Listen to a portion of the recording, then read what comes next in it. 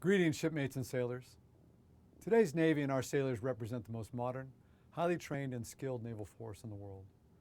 As our armed forces position for the future, the Navy finds itself at the forefront of the President's priorities for the 21st century defense.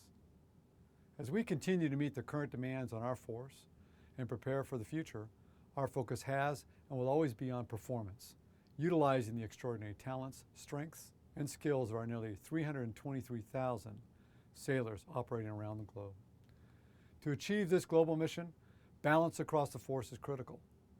Significant progress has been made in balancing the force.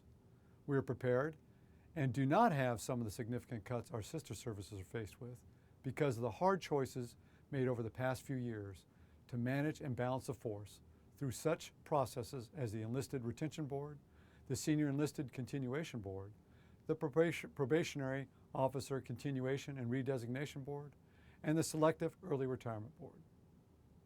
These actions have resulted in greater retention approvals in Perform to Serve and expected improvements in advancement opportunity and promotions.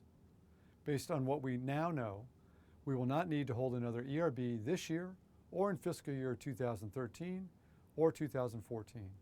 Ideally, we will never have to conduct another ERB. Additionally, our past efforts to balance the officer corps resulted in the need to conduct a selective early retirement board for only two communities this year, the Supply Corps and the Oceanographic community.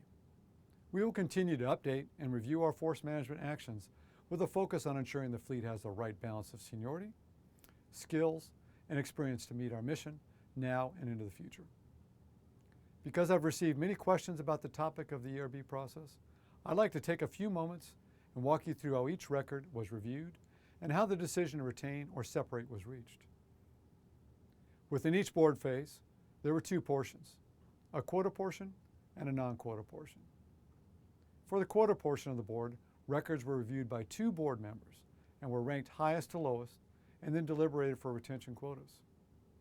The slate of eligible candidates selected for retention and the slate for those who would not be retained were then briefed to the board members for vote. Sailors who submitted conversion requests were then considered for conversion to undermanned ratings. In the non-quota portion, sailors' records were reviewed by two board members for substandard or marginal performance indicators, as outlined in the board precept. Retention was presumed for records without such performance indicators. Sailors with a negative indicator were reviewed against the gold standard listed in the precept. Then, the slate of eligible candidates selected for retention and the slate of those who would not be retained were briefed to the board members prior to the board's vote. Because the selection was partly quota-driven, good sailors with no performance issues competed against their peers in rating, pay grade, and years of service. This meant some high-quality sailors were not selected for retention. Also, because our board members took an oath of confidentiality, this means we cannot provide sailors specifics on why the board chose them for separation. I know both of these factors are troubling for our sailors and their family members. I want to stress that the Navy's board process is one of the most fair, equitable, and unprejudiced systems we have in place. And our board members were dedicated to performing their responsibilities with the utmost commitment to this standard. The Chief of Naval Operations Sailing Directions calls on the Navy to operate forward. Sailors who make the decision to take operational jobs will be recognized. Sustained superior performance at sea remains our primary performance benchmark. We will continue to look for opportunity to better man the fleet to meet its demanding mission sets.